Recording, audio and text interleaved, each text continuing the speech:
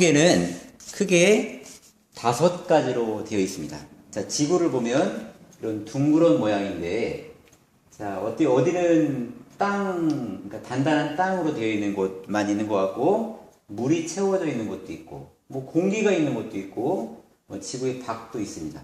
그래서 지구는 크게 단단하게 되어 있는 곳을 직권이라고 합니다. 땅 지자를 써서 직권이라고 하고, 그리고 그 직권 위에 일부는 바다가 있고 또 뭐 호수가 있거나 해서 물이 들어차 있는 곳 있죠? 물이 들어차 있는 곳을 물 숫자를 써서 수권. 그리고 아주 얇지만 지구 밖에 공기가 들어차 있는 공기가 들어있다라고 해서 기권. 그리고 지구 밖이지만 이 대기권을 벗어나 있지만 지구의 어떤 중력권 안에 있다라고 하면 애권, 지구 밖 외부에 있다 그래서 애권 이렇게 부릅니다. 그러면 직권, 수권, 기권, 애권에다가 나머지 하나는 뭘까요? 자, 나머지 하나는 생물권도 있습니다.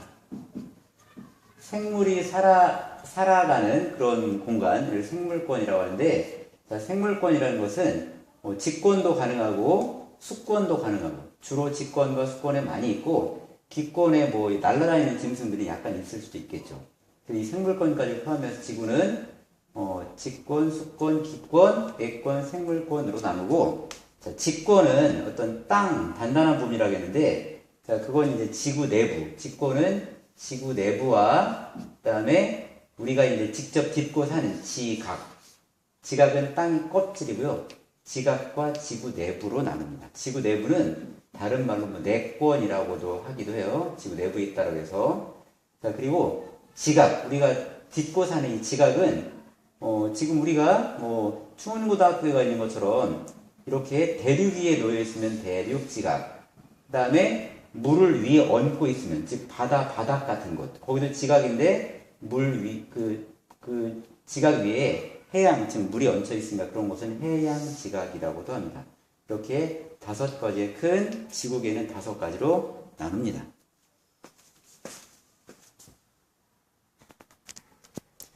자, 그럼 직권에 대해서 좀 더 알아보기로 하겠습니다. 일단 땅의 껍질을 지각이라고 하는데, 이렇게 육지가 직접 드러나 있는 곳은 대륙 지각, 그 다음에 물이 얹혀져 있는 그 물 밑에 있는 것은 해양 지각이라고 합니다.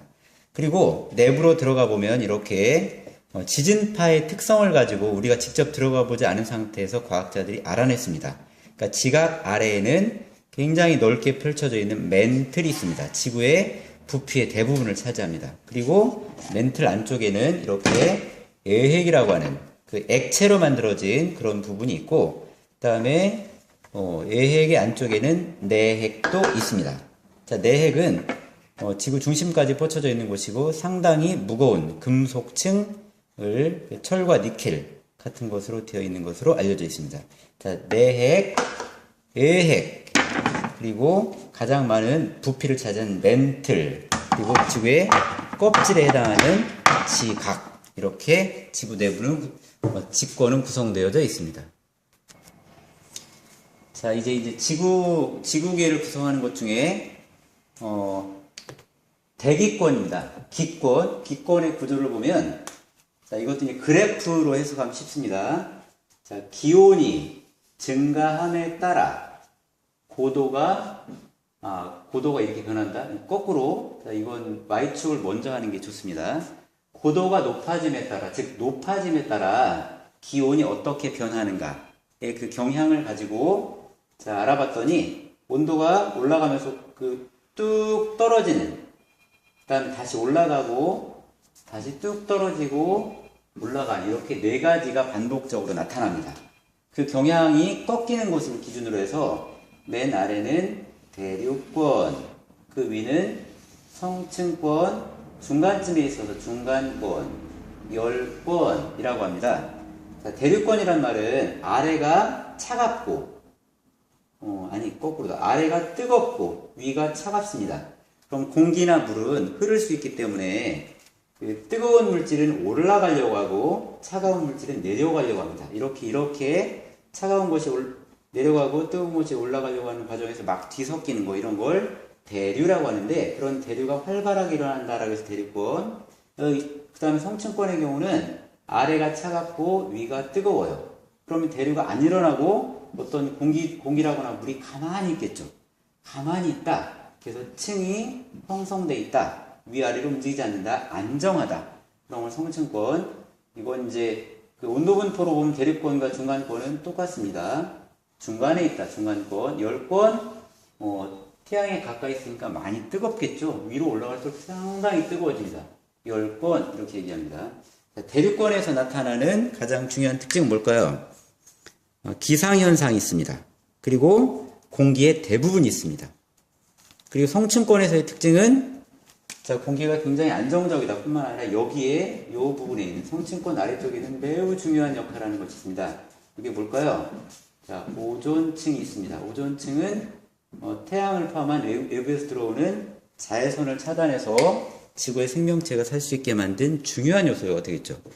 중간권은 대류권과 똑같이 대류현상이 잘 일어납니다. 그렇지만 기상현상이 없습니다. 거기는 수증기가 없기 때문이겠죠. 열권은 올라갈수록 온도가 높아지기도 하고 대류가 안 일어난다. 그런 건 성층권과 똑같고 전리층, 오로라가 발생한다 라고 하는 그런 여러 가지 현상이 생깁니다.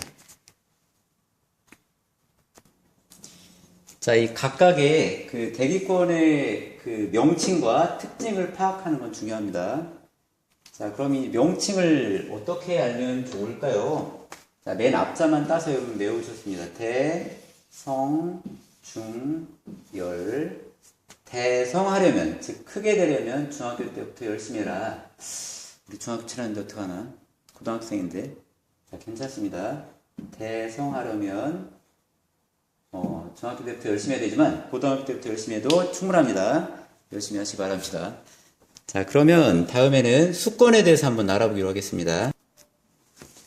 수권도 마찬가지로 그래프로 해석하면 쉽습니다. 수심이 깊어짐에 따라 수온이 어떻게 변하나.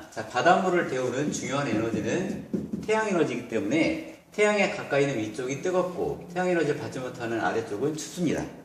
그런데 뜨거운 상태에서 표층은 바람이 많이 부니까 잘 섞여요. 잘 섞이는 층을 혼합층. 온도가 높고 잘 섞인다. 다음에 아래쪽은 깊은 바다니까 심해층이라고 합니다. 아주 어떤 그 태양 에너지 영향을 받지 않는 곳이고, 여기는 수온 약층인데 수온 약층. 온도가 비약적으로 감소한다. 온도 변화가 심하다라고 하는 것을 수온 약층이라고 하는데, 이 셋 중에 가장 안정한 층은 바로 수온 약층입니다. 위에가 뜨겁고 아래가 차가워요. 그러면 그 대류현상이 일어나지 않죠. 이게 아까 대기권의 구조에서 보았던 무엇과 비슷한 구조예요? 성층권과 똑같죠. 매우 안정적인 곳입니다.